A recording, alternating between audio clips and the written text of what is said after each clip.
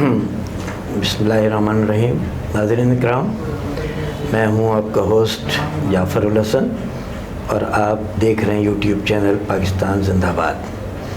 आज इस प्रोग्राम में हमारे मेहमान हैं पाक सरज़मीन पार्टी सिंध के जनरल सेक्रेटरी और नेशनल कौंसिल के मेंबर, एक कोहने मख्श सियासतदान हैं जनाब मकबूल अहमद अबड़ो साहब।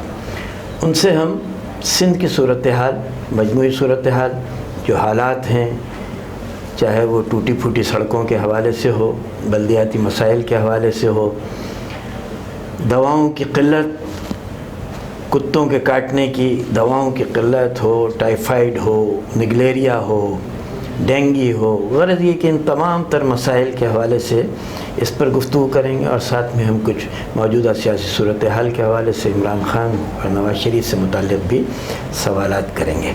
बहुत शुक्रिया मकबूल अबड़ो साहब, आपने अपने कीमती वक्त से वक्त निकाला और अब हमारे स्टूडियो में तशरीफ़ लाए। बहुत शुक्रिया। जैसे कि मैंने अपने इंट्रो में आपसे गुजारिश की कि सिंध की मजमूई सूरत हाल बहुत ख़राब है।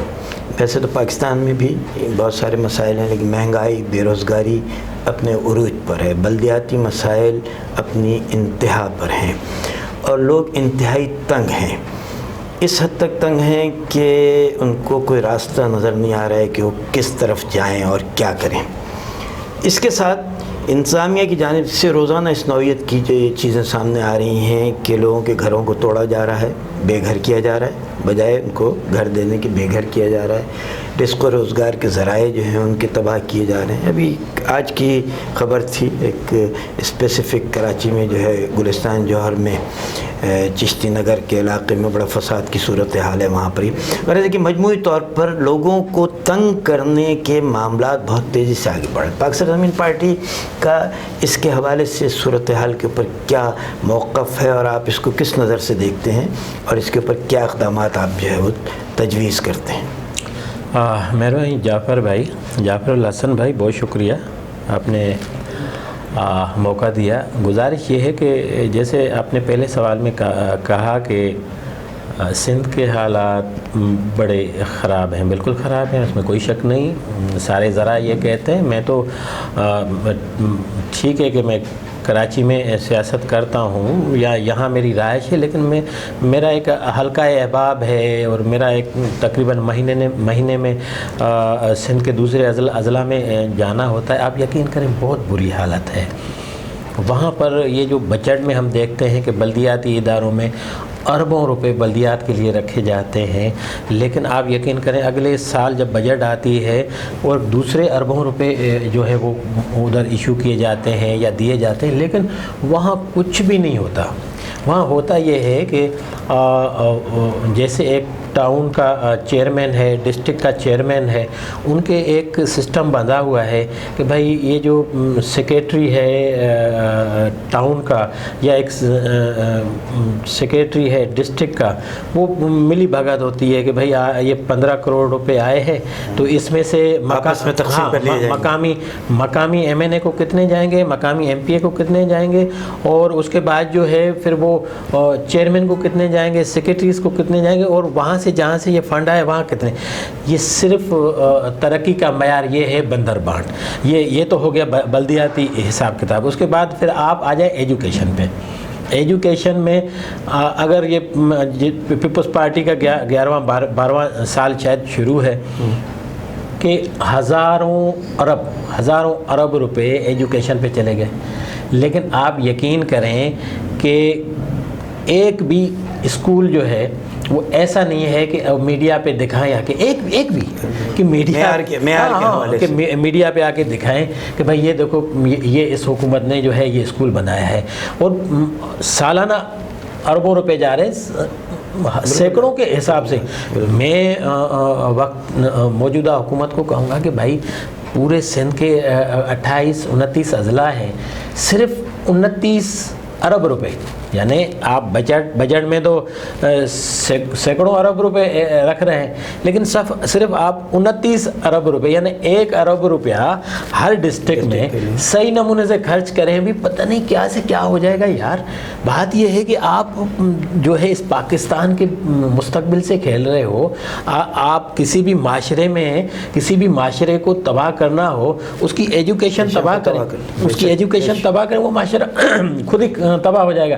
تو یہ ہمارے جو حکمران ہیں خود ہی اس پاکستان کو، اس پاکستان کے صوبے سندھ کو اور سندھ کے مختلف جو اضلاع ہیں بشمول کراچی کو ایسے ہی تباہ و برباد کر رہے ہیں۔ وہ چاہے وہ بلدیات ہو، وہ چاہے ایجوکیشن ہو، کوئی بھی محکمہ نہیں، ہیلتھ کی صورتحال انتہائی خراب۔ ہیلتھ کا آپ دیکھیں کہ اس دنیا چاند پہ پہنچ چکی ہے، صحیح، دنیا چاند پہ پہنچ چکی ہے، یہاں پر کتے کے کاٹنے کا انجیکشن نہیں ہے۔ اچھا، اس میں ایک درمیان میں جو ہے وہ ایک بات میں بڑی ایک لطیفے کی صورت میں جو ہے وزیر صحت صاحبہ نے، ڈاکٹر صاحبہ نے ایک بات کی، انہوں نے سندھ کے عوام سے یہ اپیل کی ہے کہ آپ اپنے بچوں کو سمجھائیں کہ وہ کتوں کو نہ چھیڑیں، جب وہ کتوں کو چھیڑتے تو کتے ان کو کاٹتے ہیں، وہ ایسا لگتا ہے کتوں کی حمایت میں جو ہے وہ باہر نکل آئی ہیں۔ بالکل صحیح کہہ رہی ہیں، وہ اس لیے صحیح کہہ رہی ہیں کہ یہ جو کروڑوں روپے مختلف ویکسین کی مد میں، وہ ہیپاٹائٹس کی مد میں، وہ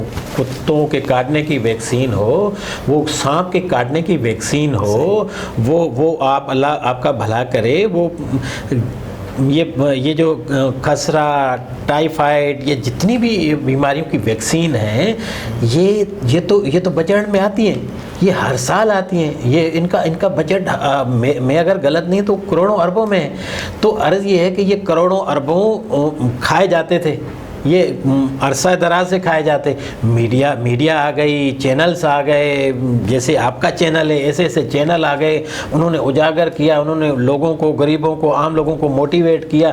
اب ان کے پردے چاک ہو رہے ہیں، تو ان کو اور کوئی سمجھ تو نہیں آئی۔ اب اس نے یہی مشورہ دیا کہ بچوں کو سائڈ کرو تاکہ کتے ان کو نہ کھائیں، اور ویکسین کی آپ ڈیمانڈ نہ کریں، اور ہمارے پردے جو ہے وہ چاک نہ ہوں، ہمارے پردے نہ کھلیں، ہمارے سارے راز فاش نہ ہوں، اور کچھ نہیں ہے۔ یہی ہے صرف اپنے بچت۔ پی ایس پی کیا سمجھتی ہے کہ ان حالات کو تبدیل کرنے کے لیے کیا کرنا چاہیے؟ کیا ان کا جو ہے؟ دیکھیں جعفر الحسن بھائی، میں ایک چھوٹا سا مثال دوں، آپ ایک اپنے بچے کی سالگرہ کریں گے، اپنے بچے کی شادی کریں گے، ایک چھوٹا سا ہال بک کرانے جائیں گے نا، چھوٹا سا ہال، تو آپ پہلے پوچھیں گے بھائی یہاں کے ویٹر کیسے ہیں، کھانا کیسے پرووائڈ ہوتا ہے، ٹائم کی کیا پابندی ہے۔ تو جب آپ کے دوست اس کی تعریف کریں گے تو پھر آپ وہ صرف ایک دن کا جو ہے ہال بک کرانے جائیں گے بھی تو 100 مرتبہ معلومات کریں۔ تو یہ حکومتیں بھی اس طرح ہے۔ میں عوام کو کہوں گا کہ مصطفیٰ کمال وہ چیز ہیں جس نے کر کے دکھایا، جس نے ڈیلیور کیا، جو ڈیلیور کر سکتا ہے۔ ہم پارٹی میں، آپ یقین کریں، ہم پارٹی میں ہیں تو ہم جب آپس میں بیٹھتے ہیں، آپ جیسے اچھے سمجھدار دوستوں، تو ہم کہتے ہیں کہ یار حکومت نہیں ہے تو ٹھیک ہے، اگر حکومت آئے گی، مصطفیٰ بھائی آدھی رات میں کہیں میڈیا نے دکھا دیا نا کہ کرنگی اورنگی اور گلستان جوہر میں فلاں علاقے، فلاں گلی، فلاں روڈ میں گٹر کا ڈھکنا نہیں ہے، تو وہ 3 بجے فون کریں گے کہ بھائی مقبول بھائی، آصف حسنین بھائی، یہ گٹر کا ڈھکنا کیوں نہیں ہے؟ وہ اتنا زبردست کام کرتے ہیں۔ تو میں پاکستان کی عوام کو، خصوصاً سندھ کی اور کراچی کی عوام کو کہوں گا کہ اب صرف اور صرف اگر کوئی ایک آخری امید ہے تو وہ مصطفیٰ کمال ہے، اس کے بغیر کچھ ہونے والا نہیں ہے۔ مصطفیٰ کمال آزمایا ہوا ہے، آپ پوچھ سکتے ہیں، آپ جو ہے اس کا ٹریک ریکارڈ دیکھ سکتے ہیں، آپ اس کی سچائی دیکھ سکتے ہیں۔ جب وہ شخص مرنے سے نہیں ڈرا، وہ شخص سچ، یعنی جب یہ مسٹر وہ لندن والا اپنے عروج پہ تھا، جب ایک فون پہ وہ ہزاروں لوگ مروا سکتا تھا، اس ٹائم پہ جب وہ سچ کہنے سے باز نہیں آیا، اللہ نے اس کے دل میں सच कहने की सलाहियत पैदा की, रब्बुल आलमीन ने उसको हक कहने की सलाहियत पैदा की। जब वो ये हक कह सकता है तो ये बाकी आम चीज़ें क्या हैं? तो मैं ये कह रहा हूँ कि ये कराची, सिंध का शहर कराची, हैदराबाद और दूसरे अजला और खुसूसन सिंध, पाकिस्तान, अगर पाकिस्तान की आखिरी कोई उम्मीद है, सिंध की कोई आखिरी उम्मीद है, कराची की कोई आखिरी उम्मीद है, और मैं कहूँगा कि अब आना चाहिए, सिर्फ मुस्तफ़ा कमाल के सिवा और कोई चारा है नहीं। मतलब पाकिस्तान पार्टी जो है वो यहाँ आपके ख्याल में यहाँ के हालात जो है उनको यस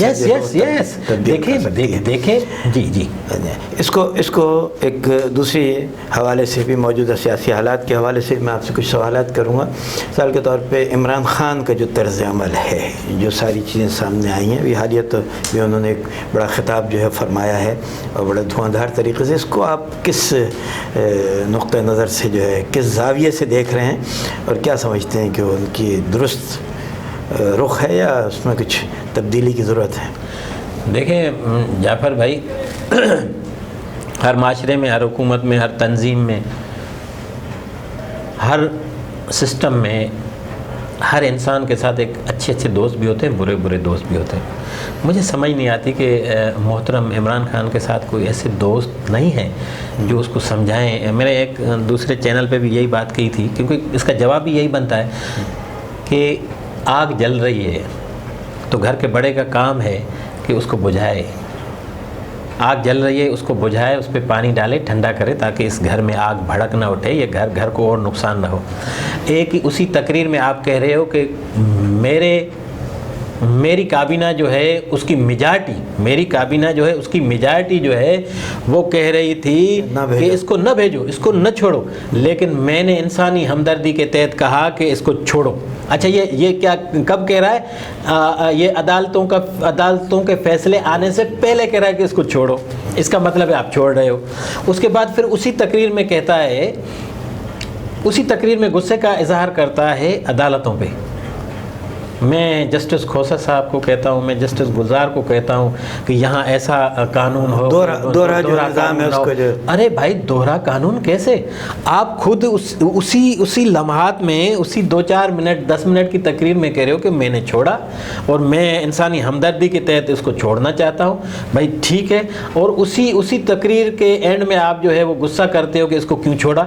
ये मुझे समझ नहीं। एक तो ये, और दूसरी अर्ज़ ये है कि आपने देखा होगा कि मशीर इत्तलात फिरदौस आहवान साहिबा, वो जब वो काबीना की मीटिंग होती है तो वो बाहर आके प्रेस ब्रीफिंग देती है कि 95% हमारे जो मिनिस्टर साहिबान थे, काबीना थी, 95% उसको छोड़ने के हक में थी, सवा इक्का दुक्का मिनिस्टर साहिबान।